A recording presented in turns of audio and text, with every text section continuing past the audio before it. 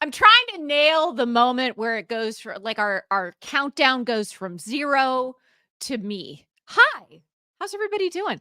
Am I in the right place? Are we going to get Amanda up here on the proverbial stage with me? There I'm you here. are. I am so excited about this session. And I know the folks in the chat are very excited about this session as well. So I am here with Amanda Goetz. If you all do not know her, you are going to fall in love over the next hour because that I feel like Amanda, like you and I think we met kind of in passing in a community, as a matter of fact, a few years ago, and then met in person at an event, as a matter of fact, back in June. And I've been such a huge fan of yours from afar, and now am so grateful to call you a friend. And somebody who I just admire and think that you are a force for not just being good in the world, but also helping people navigate all of these different parts of their lives and their personalities to be great and have their best year ever. So thank you for that. Thank you everybody for being here. So with that, I want to start by asking you the age-old question of like, how did you get here? How did you get here? And even before we start with how did you get here, maybe I'll do like a snap question, which is, what are you the most excited about right now? Oh my goodness. So many things. And thank you for that amazing introduction. I'm so excited to be here. The thing I'm most excited about right now is, and this is going to sound like you planted this in me, but she did not. I did not. I didn't even tell her I was going to ask her that question, by the way. Is the community I'm building. I've been a marketer for 20 years in-house, and I've built 2 companies. I've been a founder several times. I sold my last company a few years ago. And I truly feel like I'm at this kind of like halftime of my career, and I'm entering into this next chapter so excited to give back to people and help them learn from all the things I had to kind of learn the hard way throughout my life. And that's what's lighting me up, is the one-on-one interactions I'm having with people. So that's what I'm most excited about. I love that. And so you shared a little bit, you have gone from really world-class marketer. Maybe start with that chapter of your life. How did you become a marketer? What did that mean to you? What kind of marketing did you do before you became an entrepreneur and now in this latest entrepreneurial chapter? We'll go through all of them. Yeah, I think people will want to know. My career started a non-traditional marketer. I actually was a marketer at Ernst & Young. So that was the start of my career.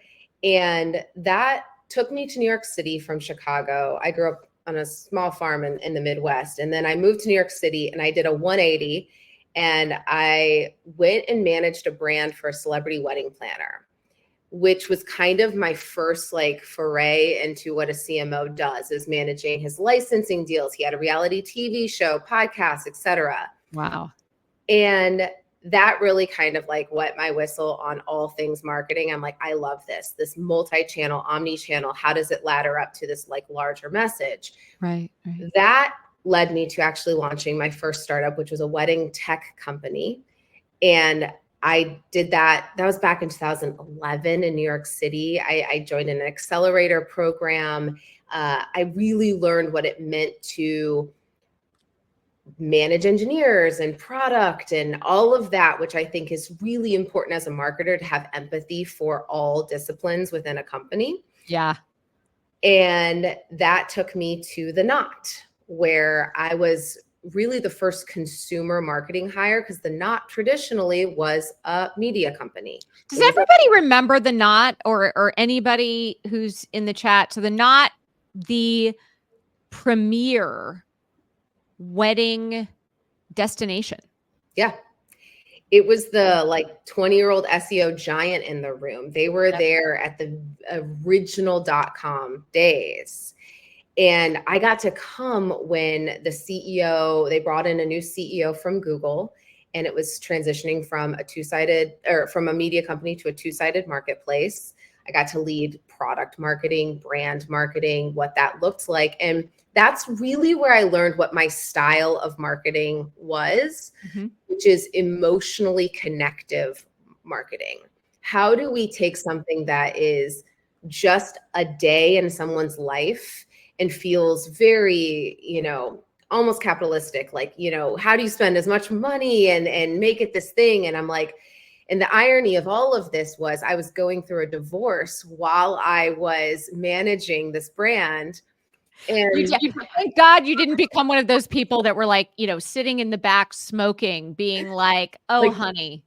Right. Oh, honey. Get a prenup. Starts out great. Right. So I got to really take this brand that could have just stood for this transactional day and make it about self-love and making relationships work. And how do you build an emotional connection with a brand long before you're actually engaged? And that really turned into the last like 10 years for me, which is I care so deeply about adding emotion into brands and what it stands for and how it actually impacts the end person. So that's profound, first and foremost. So it's even in these environments that were about performance marketing and all of the things where it's so easy for people to become an email address.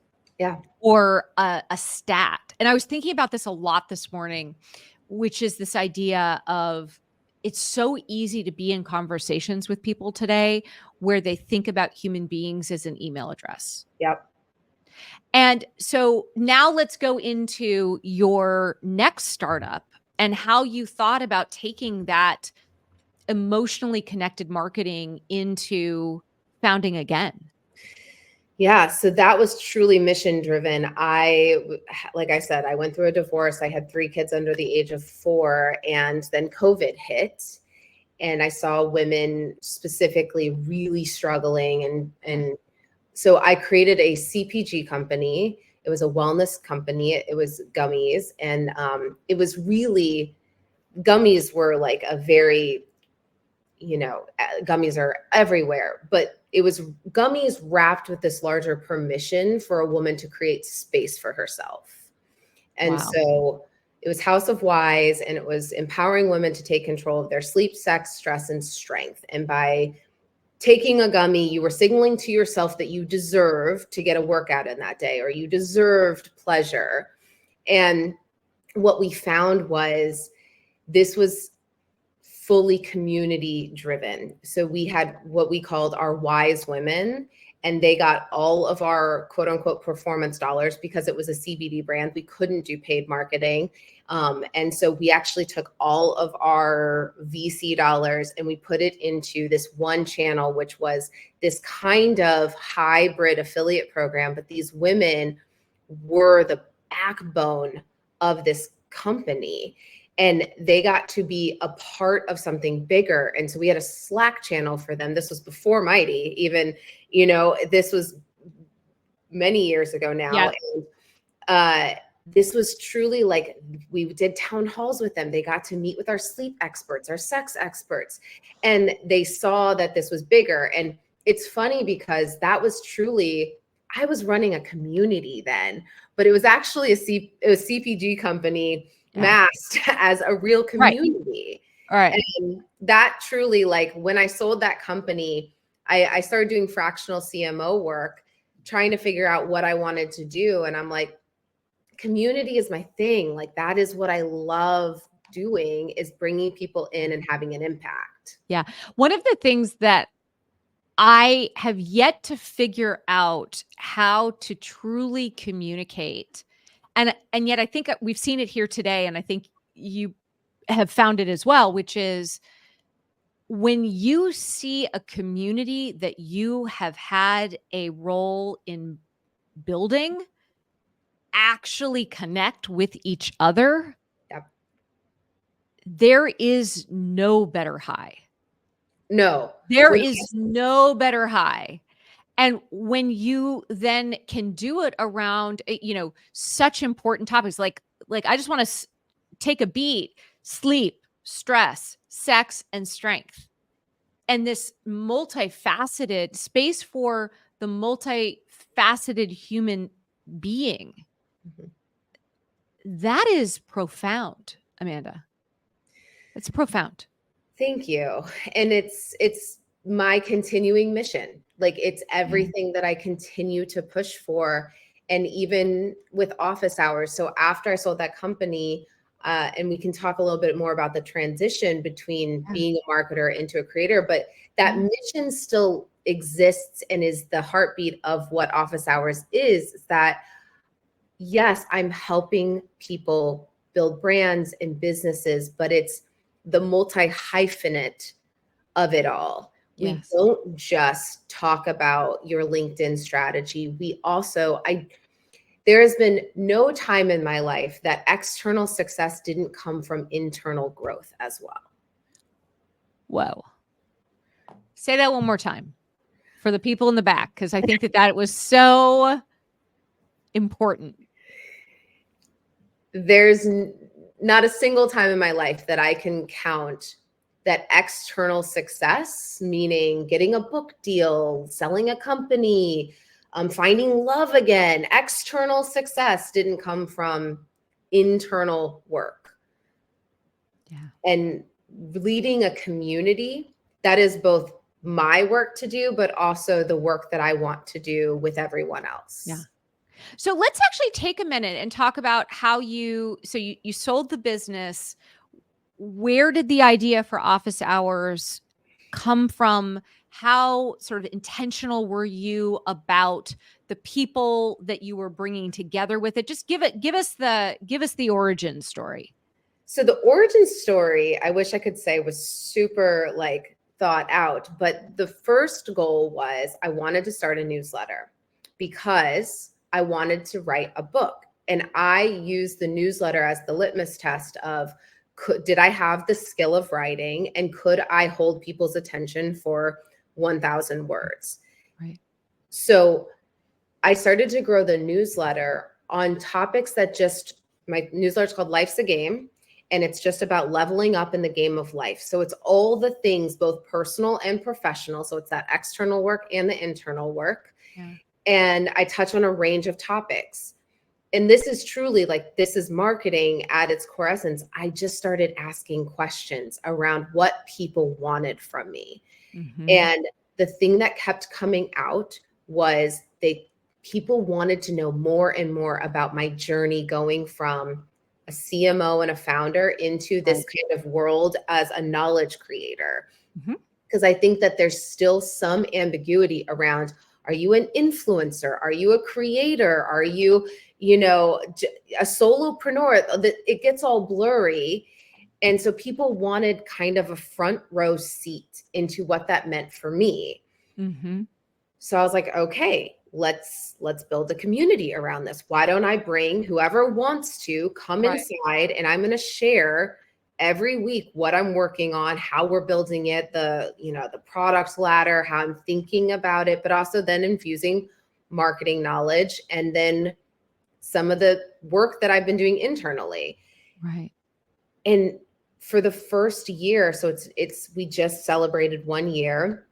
We had around 150 people join, and it was truly, I didn't market it that often. It was truly just for me to learn what was both equally as exciting for me, but also what got people the most impact in their lives, not just in their businesses, but really moved them forward. And so we just launched, and I'm so excited because we launched with Mighty, and the thing that the first thing somebody said to me was I didn't realize you had all of this stuff in office hours. It's now so neatly organized. So I was like, yeah, I was doing so much and no one knew about it. But right. we launched, and year 2 is really about multi-hyphenate success. That is what this community is about. We help you build businesses without burning out. This is a very anti-hustle culture community. And it's been awesome because now I have this group of people, this 150 people who the retention rate has been insanely high. And they're here now telling everybody, and they're my marketing engine at this point. So it's on some level, the need for the gummies almost is removed. Mm-hmm. You're starting with that same network, that same community of people sharing a similar intention, which is how do I become my full self and do so as an entrepreneur? Well, for simplicity's sake, we'll use the term entrepreneur. Yeah. What have you found in doing this has been the biggest surprise? The biggest surprise was how much access people want from the community leader.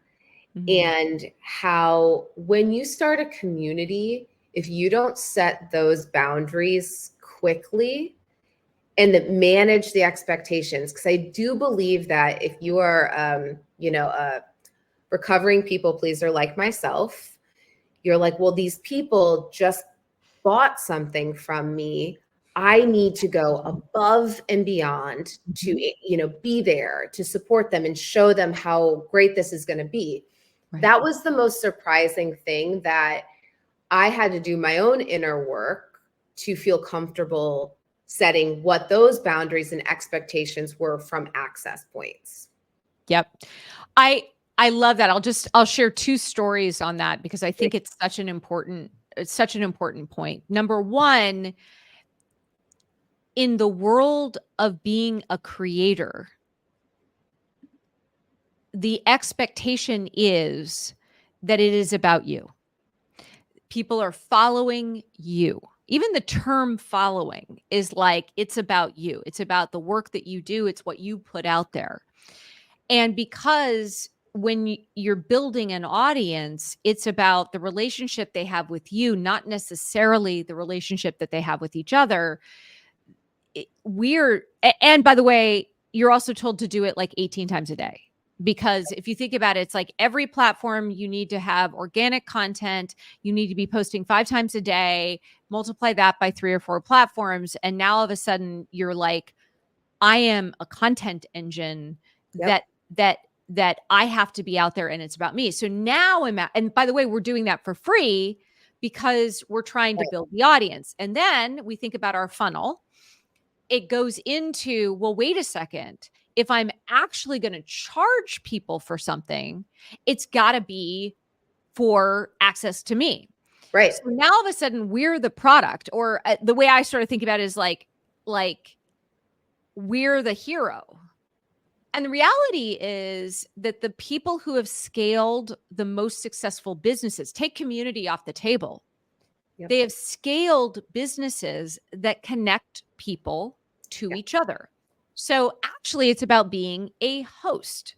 Yep. And when you're a host, like a party would kind of suck if you stood up at your dinner party and talked the entire time. 100%. It's a lot more powerful to basically be able to introduce people to each other and say, oh my gosh, we'll have one table, we'll have a one topic table. But at the same point in time, I really want you to meet this person who I wanted you to be here because you have this in common. Yep. And what you are not alone in this. So, one of many very high profile creators recently started a Mighty Network coming from another platform where they did not have success.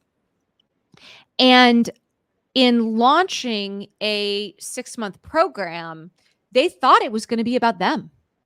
And they had their team lined up. They had 6 people lined up. Oh, wow. To on this person's team, they had a very large following, to answer everybody's question. Mm-hmm. To be to be the hero. And this person was going to go live every week. And that was what they thought they were selling. What they realized very quickly was that people were there for each other. Yeah. Audra's in the chat. And really, it took a long time for her to be able to offer that to the people that were launching this. Fast forward, this is now a $13 million a year business. They have 99% margins because it turns out, as they were connecting members to each other, following the people magic profit strategy, the creator realized that they didn't actually have to go live every week. They could go live whenever they wanted, and as little as they wanted or as much as they wanted. And those 6 people, they were bored. It was not needed. What instead they have now, less than 3 people part-time, checking the community in the morning, checking the community in the evening, and that's it. And so it's a really important lesson. And thank you for indulging me in this conversation. But I love that move from hero to host, because that's also, you can't do the things for people. They have to actually do them themselves. And there's so many tactical things. I love that you just shared that. The hero to host is truly like, my KPIs are now around that. Like, how many peer-to-peer connections are happening? When someone posts a question, how many other people are jumping in? That to me, like you said, nothing feels better than when you see your community connecting. I remember when someone dropped in the Slack for the first time that 2 random people who had never met before literally were having lunch in, a city. And I was like, oh my gosh, that was my light bulb moment where I was like, this isn't about me. Right. This is about a shared mission and vision for how we want to live our life. Yes. And you're attracting those people who want to help each other achieve that. Exactly. So when you think about your members, is there one or sort of a couple transitions that you have found kind of is your ideal member, is the person that the community can create the most value for?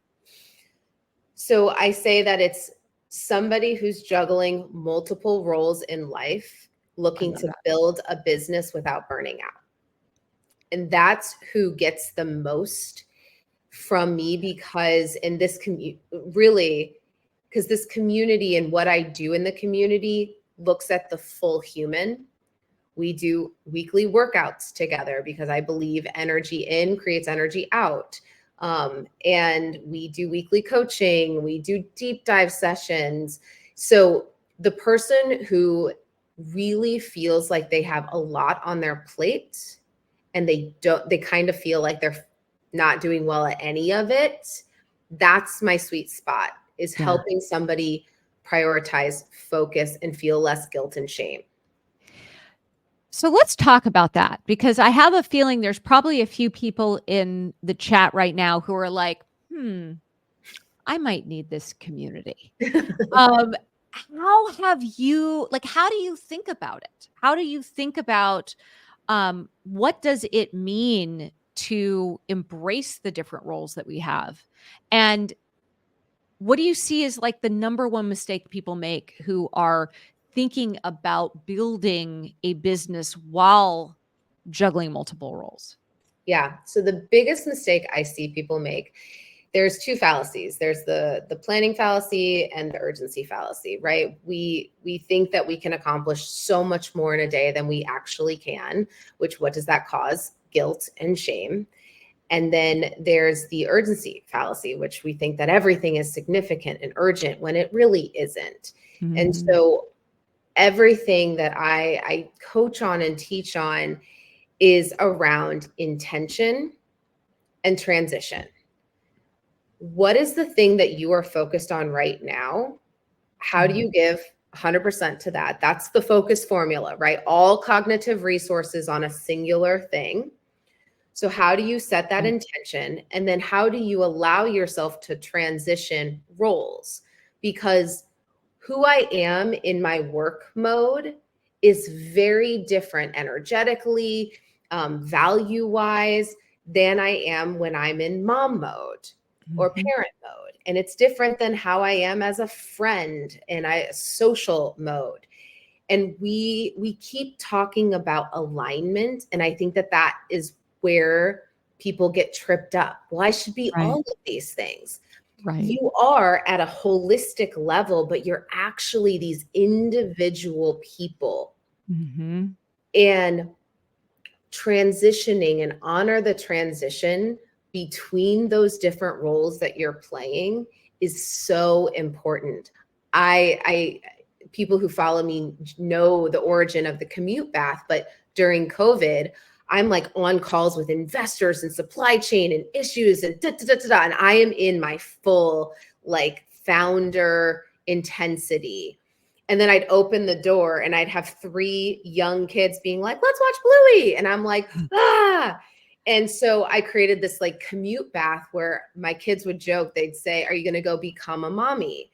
And I'd say, yes, give me 15 minutes. I'm going to go like Superman phone booth it and go become a mommy. And it's so important to figure out what you need to transition amongst those roles. Because if you can actually focus on the role you're playing now, give it 100%, it's not about quantity anymore. It's about quality. So I'd much rather be a super focused in mommy mode mom for an hour than this distracted, frenetic energy mom for 2 hours. So those are the big things that I would say as somebody's trying to balance is about intention and transition.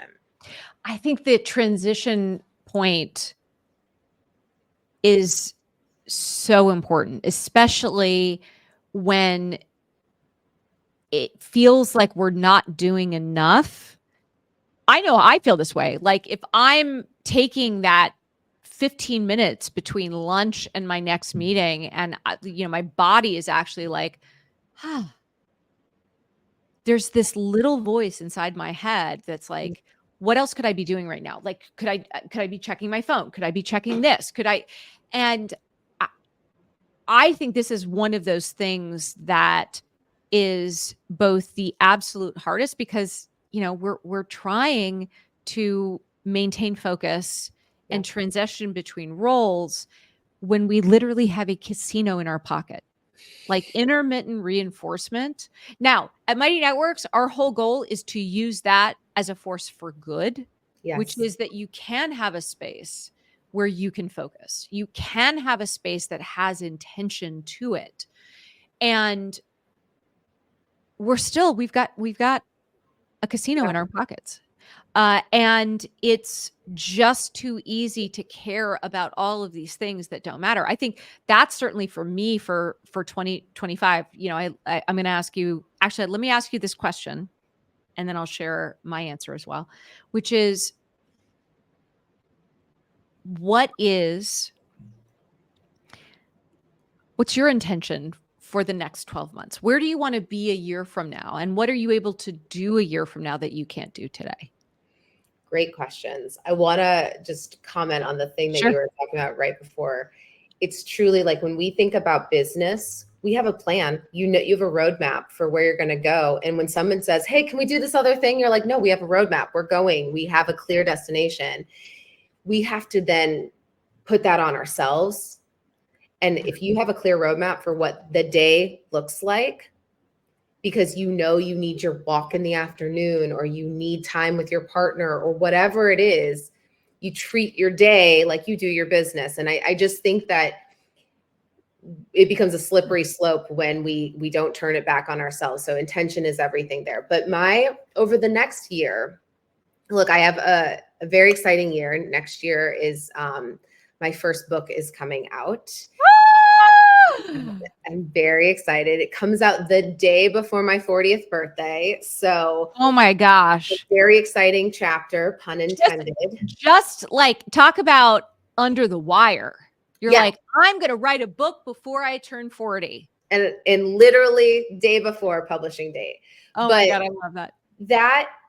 That has been such an amazing experience, both internally growing and trying to synthesize thoughts into really impactful frameworks, but also it's really been an exciting time to pair my personal mission with my business missions and making sure that I really just click into alignment and feel like everything has connective tissue.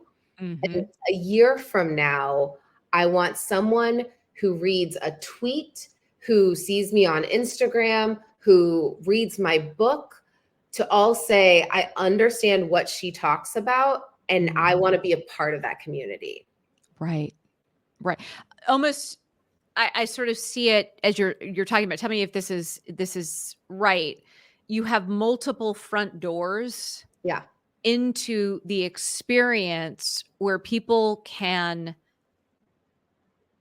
network with, exactly. build relationships with, be able to apply those frameworks in deeper ways. I really think, for me, this model of multiple front doors Mhm. into a network is more powerful and more aligned with this moment of what is actually possible in the world than a funnel where it's like, okay, we're going to start with everybody, and then we're going to have the next thing, and then we're going to have the next thing, and then we're going to have the next thing, and then the next thing and next thing is like super small. And there's no sense that, as Nathan Barry's going to talk about tomorrow, that there's a flywheel. Yeah. That the network actually generates its own energy to be able to pull more people in and have a bigger impact for those frameworks. I love that. And Multiple front doors. Like, I'm literally multiple front doors. And so it's less about, what are you doing in all of the different places in a funnel, and more thinking about, hey, wait a second, like that tweet may be a front door. The book may be a front door. Exactly. The newsletter is a front door, and that you can have multiple front doors networked into something that is a rich, deep experience, but that every member, again, they're not just an email address. They are a human being who has their own relationships that they can then bring people into that network. And then you have each individual member is their own front door. Yep. 100%. And like, as I think about the future of where we're going and building in the future, I keep going back to COVID, the start of COVID, when everyone was home. There was virtual magic that was happening. Yeah. True connection. I remember jumping on a random Zoom because somebody was doing like literally a 5-minute plank challenge in the afternoon. And that guy later introduced me to like some investor. And it was truly this like community magic that was centered around the humans, not some transactional nature. And so I keep thinking about that and saying my community is going to really look at the human as a member and bring back that magic, because I'm working with a lot of solopreneurs, a lot of people are home, and they just because the world opened back up doesn't mean that they're experiencing true connection. That's why we brought the workouts into it. That's why we do book club and more things that are holistic and not just around, well, what are your KPIs for your business and how is your brand, funneling into that? Like, that is one part of it, but like, we're looking at every member as a whole human. And I think that that's just important, and just a reminder that so many people are still experiencing loneliness as they work from home. I am finding too, just to reinforce and validate that point. And part of this, I think, is just the way the algorithms have decided to send people and information my way. But it's such a grind. Like the normal narrative today of entrepreneurship is that it's hard. and it's meant to be hard. And you're just not aggro enough if you aren't sort of fully, working every minute of every day, and that you should feel guilty. And what I love about this conversation is not only is there a different path and multiple, in the same way that there are multiple front doors into a network of people and every person is their own front door, but you don't have to buy into that bullshit. And I think one of the things I really respect and value about you, Amanda, is the fact that you have raised your hand as a beacon for people to be like, hey, dudes, this is not the point. The point is not about grinding it out to a moment where it takes a massive toll on your body, and it takes a massive toll on your relationships, and it takes a massive toll on even your finances. And so I love that. And that's why I want to shine a big fat spotlight on it.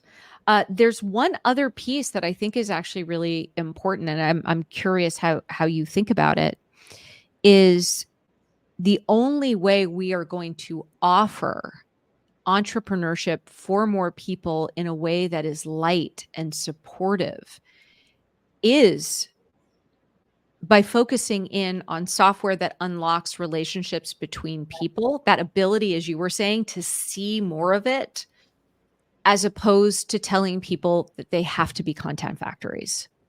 And that if you're not a content factory, you will fail. And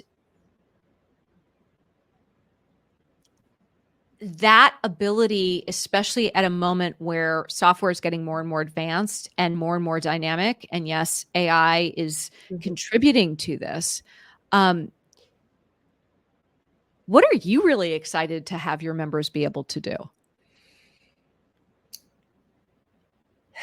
The thing I'm so excited right now is teaching and helping my members be a human online, because there's a lot of copy paste stuff. And with AI, I feel like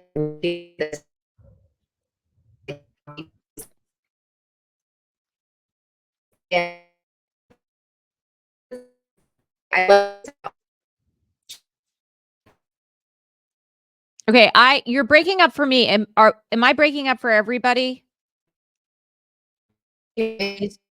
Basically, am I the problem here?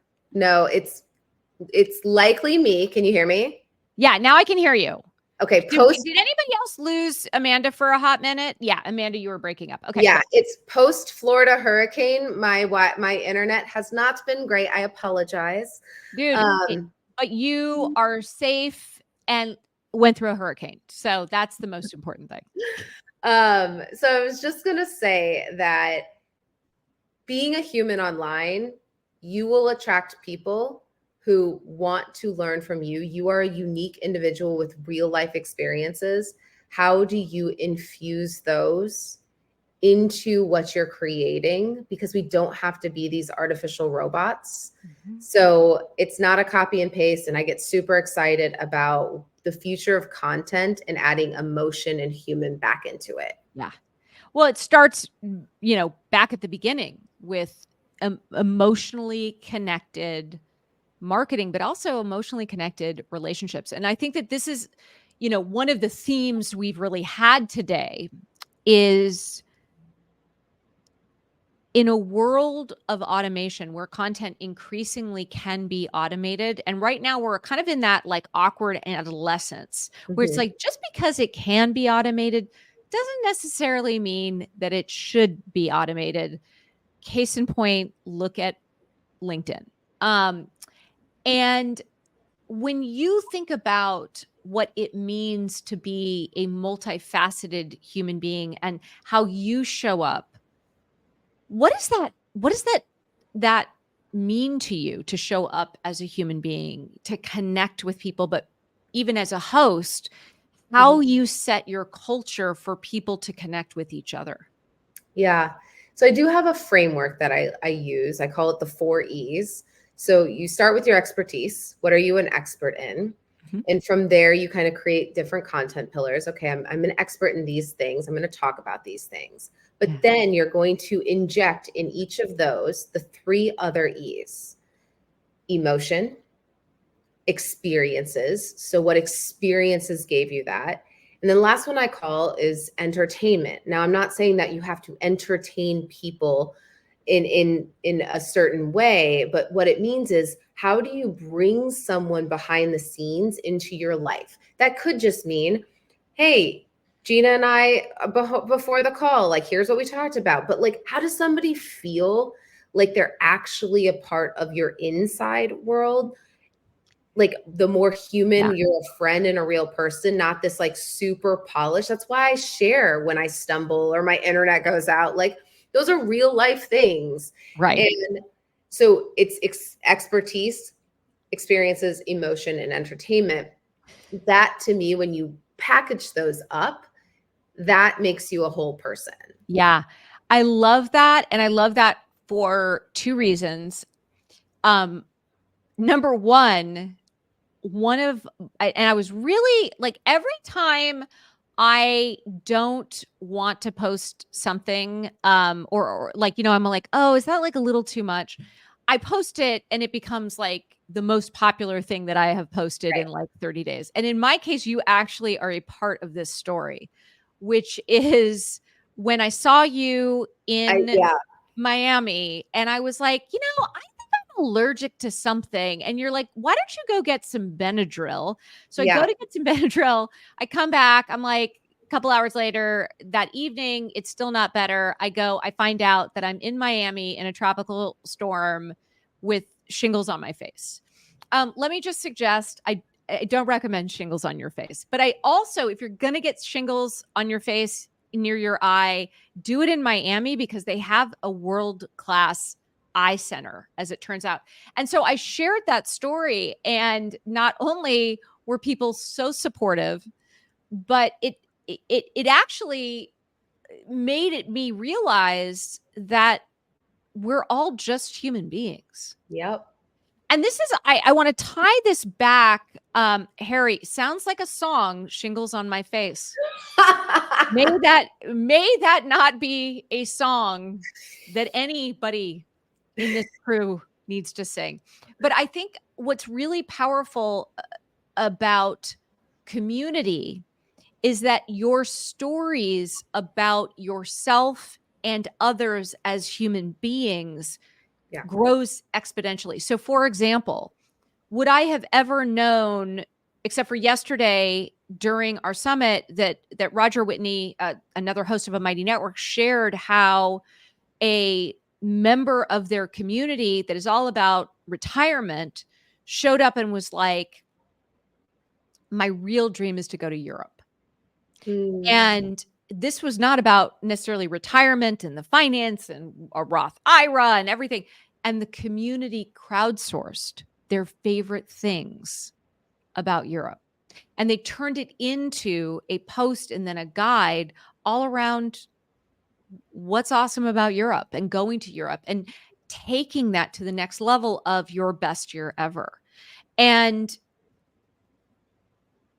when I hear expertise, experience, emotion, and entertainment, I think about that.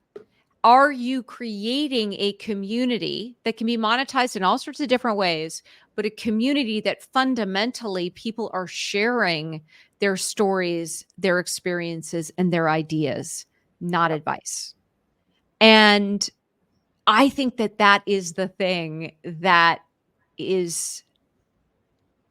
I was one other thing, and because I think this is relevant, I was at a mastermind. I was at this amazing mastermind last week, and there was a creator there who was talking about, huge following, really successful, and he's like, I don't share anything about my personal life.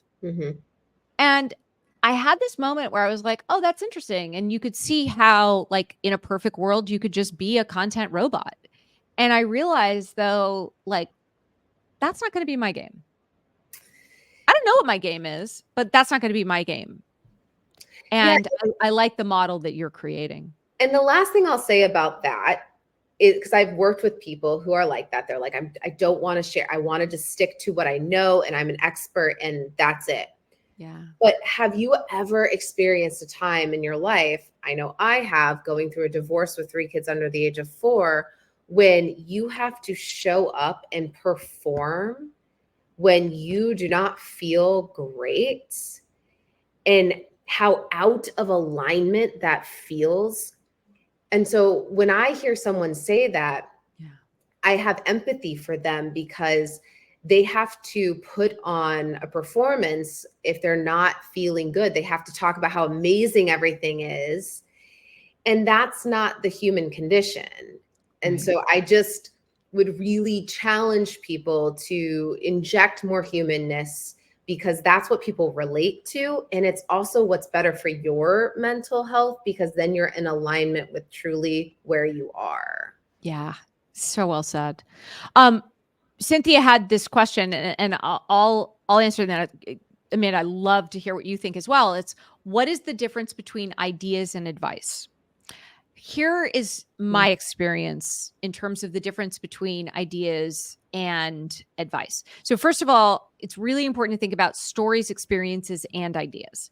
But the ideas would be, oh, I think that the show Motel Rescue should absolutely be a paid membership, and we could save motels all over the country. If you haven't seen it, it's on Max and it's very good. And so that's an idea. Advice is, you should totally break up with them. And if anyone has ever said that to their friend, or had a friend say that to you, you might know how it ends, which is not well. So what the challenge with advice is, when you start a sentence with "you should," if the person doesn't do the thing, it's awkward. Whereas if you start with, well, in my experience, this is how I handled a similar situation. Yeah. Again, this is just something I can give. And that's the difference. I love that. I think that should is a very dangerous word for anyone to use. So I echo everything you said. When I think about creating content based on my expertise, not advice, but my expertise, I'm all about mental models. And I say this content, THIS, I either teach them, help them, inspire them, or show them. Ooh, I'm writing that. So what was it again? So teach me, help me, inspire me, show me. So teach me is like, I have knowledge that you might not have. Let me teach you how I do something. Help me is, you had a question, and this is where that flywheel comes into play. People have questions, answer them. Right. Answer them with what you know and your experience, what has worked, what has not worked. Inspire is showing how you've done that thing. That might be the charts or testimonials, etc. Right. And then show how you're doing it real time, like how you are practicing what you preach. And to me, if you stick with that kind of framework, you're not out there telling people what to do. You're putting on a teacher mentality. Oh my gosh, I love that. That is phenomenal. All right, so we're coming to the end here. Let me ask you a question that I would love to know and understand, because I feel like I'm a little bit of a looky-loo in this respect.